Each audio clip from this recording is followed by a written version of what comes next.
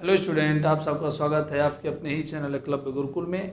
और मेरा नाम है विशाल पटेल और हम देख रहे हैं चैप्टर नंबर 1 का विद्युत आवेश तथा क्षेत्र, जिसका लेक्चर नंबर 13 आज होने वाला है।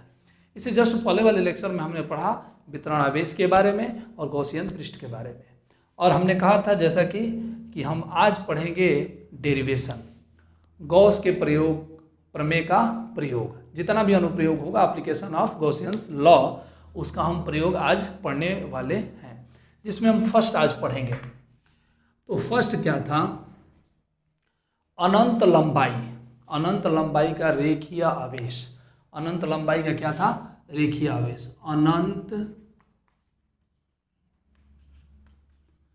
अनंत लंबाई के रेखीय आवेश वितरण, रेखीय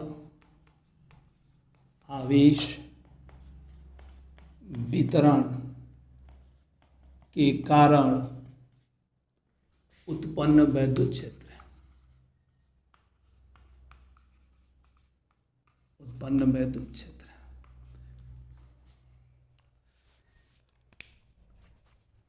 तो जैसा कि हमने क्लियर आपसे कह दिया था कि गॉस का प्रमेय का प्रयोग कहाँ हम करते हैं, तो विद्युत क्षेत्र की तीव्रता निकालने के लिए हम लोग प्रयोग करते हैं। तो चलिए हम लोग स्टार्ट करते हैं।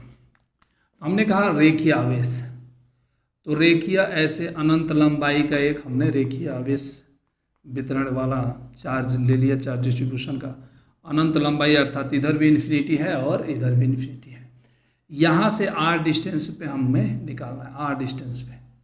तो यहाँ पे r डिस्टेंस पे हम देखें तो इलेक्ट्रिक फील्ड कहाँ होगा? बाहर की ओर। यहाँ भी देखेंगे r डिस्टेंस पे तो इलेक्ट्रिक फील्ड कहाँ होगा? बाहर की ओर। यहाँ भी हम देखेंगे r डिस्टेंस पे तो इलेक्ट्रिक फील्ड इधर कहाँ होगा? बाहर की ओर। तो जैसे इलेक्ट्रिक फील्ड इधर होगा उसी तरह इलेक्ट्रिक फील्ड इधर भी तो होगा। तो यहाँ पे हमने देखा तो इलेक्ट्रिक फील्ड बाहर की ओर r डिस्टेंस पे, इधर भी हमने देखा तो बाहर की ओर इलेक्ट्रिक फील्ड r डिस्टेंस पे, इधर भी देखा तो r डिस्टेंस पे इलेक्ट्रिक फील्ड बाहर की ओर। इसे देखने पे हमें मिला कि गॉसियन सरफेस कैसा होगा? सिलेंड्रिकल होगा। जैसा कि हमने क्लियर आपको बता भी दिया था कि इसका गॉसियन सरफेस क्या होगा? सिलेंड्रिकल होने वाला है। ठीक है, सिलेंड्रिकल हो गया।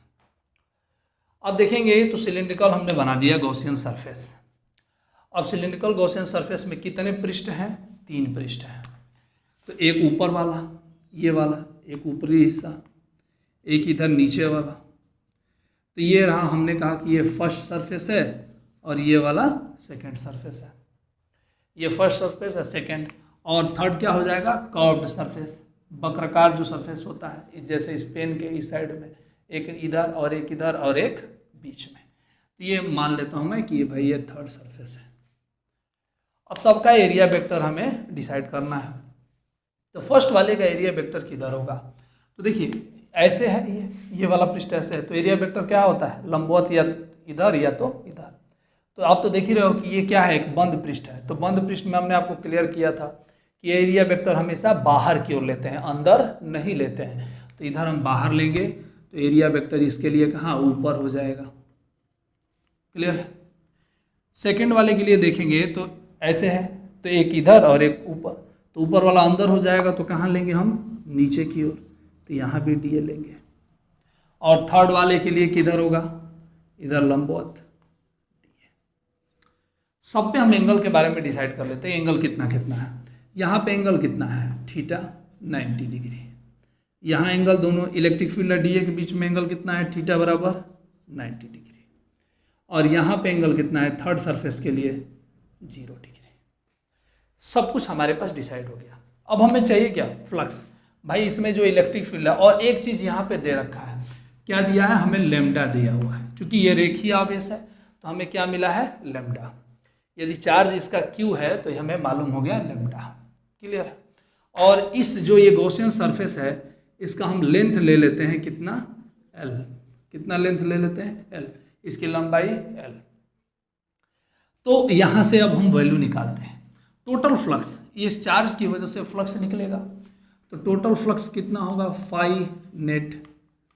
तो भाई फर्स्ट वाले सरफेस की वजह से φ1, सेकेंड वाले सरफेस की वजह से φ2 और थर्ड वाले सरफेस की वजह से φ3। तो तीन सरफेसेस की वजह से यहाँ पे फ्लक्स हमने लिख दिया। अच्छा, अब φ1, φ2, φ3 आपको तो ऑलरेडी क्लियर मालूम है। यहाँ पे मैं लिखता हूँ कि फाई बराबर होता है E dot D A close integral E dot D A. चाहे इंटीग्रल आप नहीं मानते हो तो केवल E डॉट डी ए। तो E डॉट डी ए का अर्थ क्या होता है? E डी ए कॉस थीटा।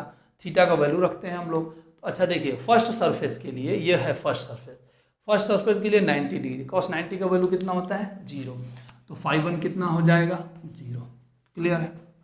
दूसरे वाले में भी एंगल कितना है? 90, तो कॉस 90 का वैल्यू 0, तो φ2 कितना हो जाएगा? 0।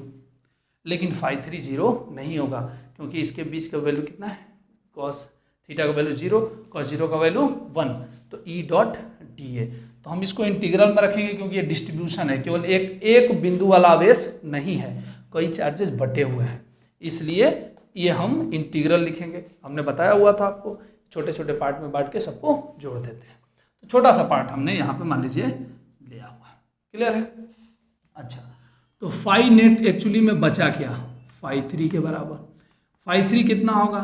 Close integral E dot D A. तो E डी ए कॉस 0 डिग्री है कि नहीं?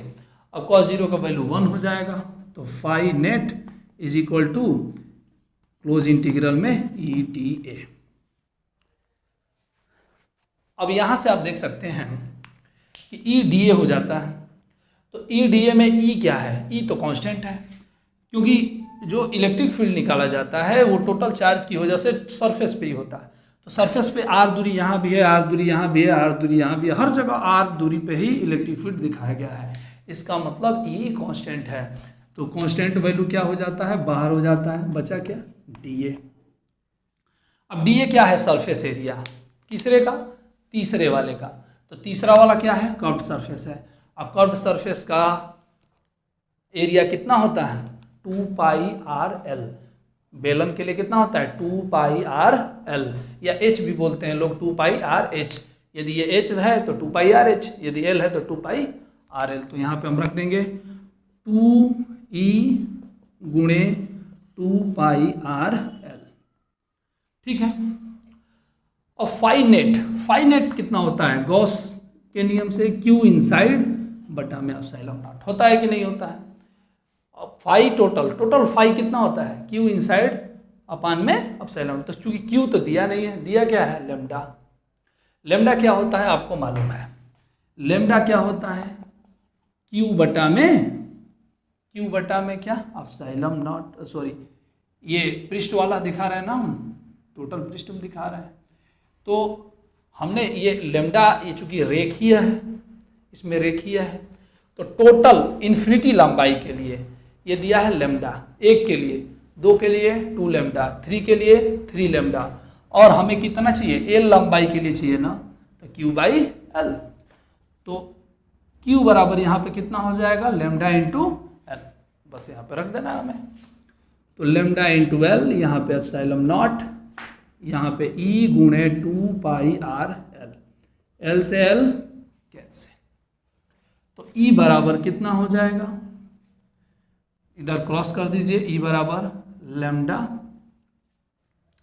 और 2 पाई आर इधर आ गया, तो 2 पाई आर इंटू एप्सिलॉन नॉट।